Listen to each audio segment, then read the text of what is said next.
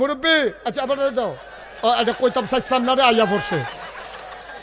এটা আমি জীবনেও কইতাম চাইছিলাম না কোনো সত্য মুরব্বী দেখে এটা ঠেলার লোক আইয়া পড়ছে এটা আসলে এবার মুরব্বী তোরা যেমনি আমারে মুরব্বীটা হস এটা ঠিক না কইলাম কইয়া রাখলাম তোরারে